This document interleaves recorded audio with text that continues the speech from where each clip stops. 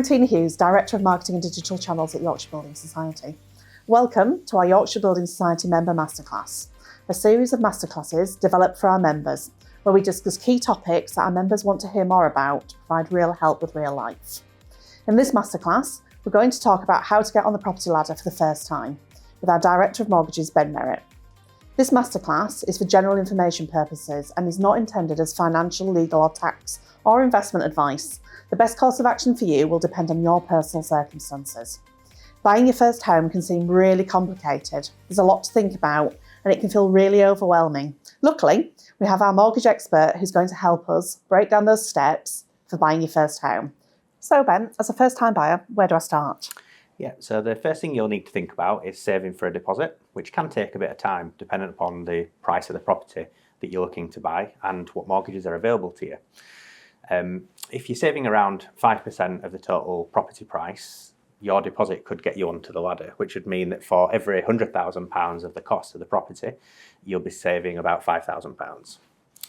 At YBS, we've got our £5,000 deposit mortgage for first-time buyers, which could help you to move into your home sooner. And you're required just a £5,000 deposit on houses right up to £500,000. So that's a fixed amount that you can aim for, and it could significantly reduce the amount of time that you might otherwise have taken to raise that deposit. Now, don't forget, by buying a home, it means that you'll also need to consider other expenses, such as paying for a solicitor or conveyancer. And of course, you'll want somewhere to sit and sleep when you move in, so buying furniture, and you'll need to think about saving for that too.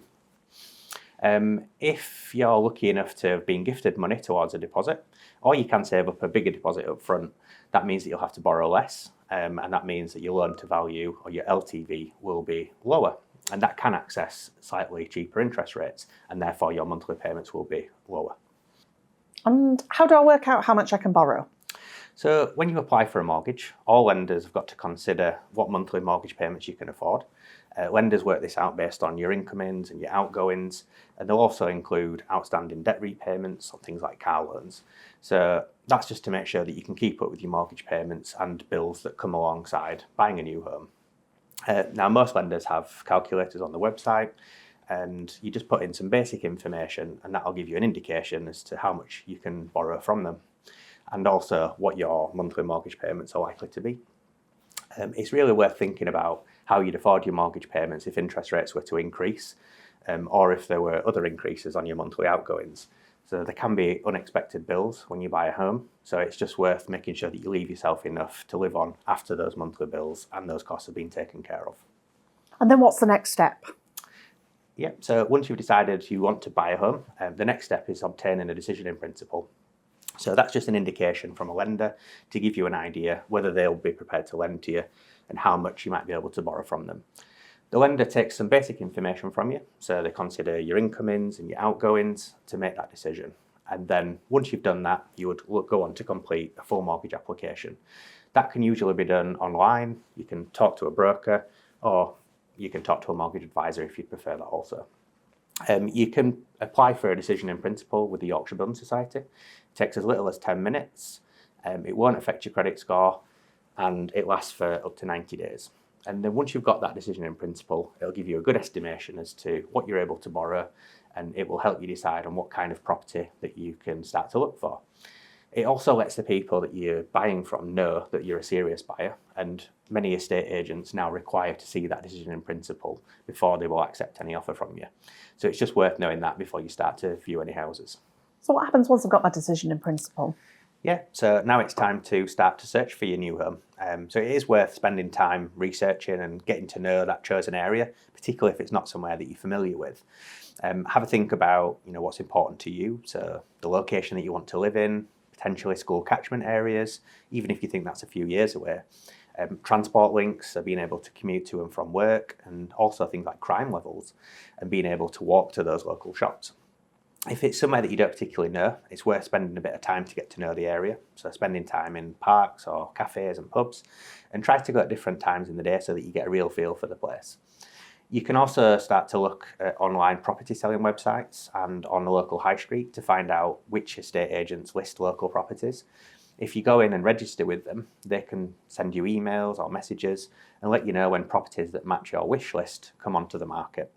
So this is worth doing as it could increase your chances of finding your ideal home. Sometimes agents will let you know about a new property before it's even been advertised. Now, whether you're buying on your own or with someone else, it's a good idea to take another person with you to view that property. They can spot different things that you might not have thought about, and it gives you somebody to discuss the pros and cons with afterwards. And once I've found my dream home, what do I do next? So yeah, once you've found that place to call home and you know that it's within your budget, you're then ready to make an offer. So offers are usually made through the estate agent that are advertising the property. So you'll contact them and discuss the offer with them. They'll tell you about the process if you're unsure about what happens next. Now, if your first offer is rejected, don't worry, that's normal. Just remember that you've got your budget, you've got your decision in principle, so try to kind of stick to that agreed amount when you're thinking about the offer to put into the property. If you put in an offer that's higher, it could mean that you might need to put down a larger deposit or that you've not accepted for the mortgage when you apply. And once my offer's accepted, what happens next? So hopefully you've already got your decision in principle, but if not, you'll need one at this point, and that's the next step. Then once you're ready, you can apply for what we call a full mortgage application. So this is where lenders take some more detailed information and they're able to make a formal offer to lend to you. Now just make sure that you've got your documents for the lender to hand. So for a full mortgage application, generally lenders will have a checklist on the website, but it'll be things like your last 3 payslips and bank statements and identification. So depending upon what mortgage you choose, or if you've chosen to go through a mortgage advisor or a broker, depending upon which mortgage they recommend, some products might have an arrangement fee.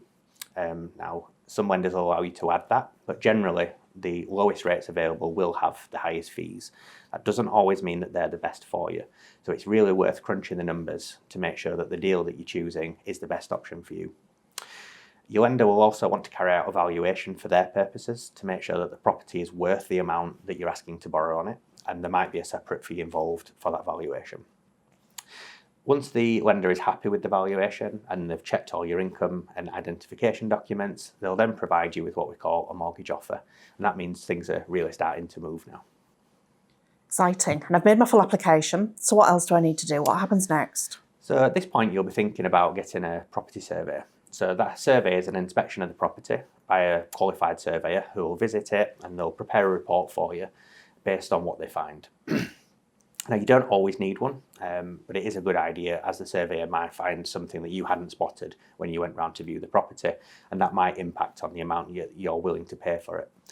You'd arrange that survey after the offer had been accepted by the person selling the property, and most lenders will allow you to upgrade their basic valuation to a more comprehensive one if that's what you choose to do. So when you're buying a home, you'll also need to choose a solicitor or a specialist conveyancer.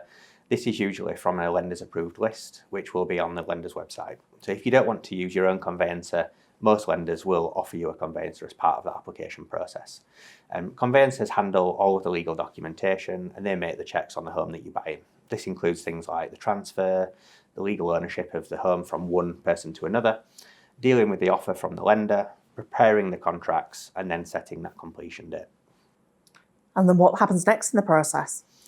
So exchanging contracts is an important next step, which your conveyancer will arrange on your behalf. So once you and the seller have exchanged the contracts, you're now both legally obliged to buy and sell that property. It tends to be around 1 week before you're due to move in, but it can be right up until the same day. And you'll normally agree with this with your solicitor up front, so you do have time to plan for it. And do I need to sort out insurance?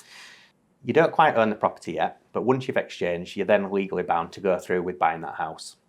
Now, many lenders make having buildings insurance in place one of the conditions of lending you the mortgage, so it is worth getting some quotes from different providers as you'll need this in place when you complete on that property. You can usually arrange buildings insurance and contents through the same provider to make sure that you've got the house covered and your things inside should anything happen. And how does the completion process work? Yeah, so the completion date is the date that you become the legal owner of the home, and it's when the property sale is completed. So your conveyancer will discuss when could be a realistic completion date for you, and then they'll work with the seller's conveyancer to agree that date for you. So your conveyancer will arrange to send the right amount of money to the seller using your deposit and the mortgage funds, and at that point you can then pick up the keys and you become the owner of your own home. After completion, you've got 14 days to pay stamp duty that you owe, But again, your conveyancer will work that out for you and they'll pay it directly to HMRC on your behalf. And you can now breathe a sigh of relief and relax in your new home. And I know that buying a house can feel like an emotional roller coaster at times, but it's absolutely worth it in the end once you've got your own roof over your head. Thanks for that, Ben. That was brilliant. We hope that gives all of our members a better understanding and a bit of clarity on how to get onto the property ladder for the first time. If you want more information, we have lots of information on the YBS website, and you can access that via ybs.co.uk. Thanks for your time.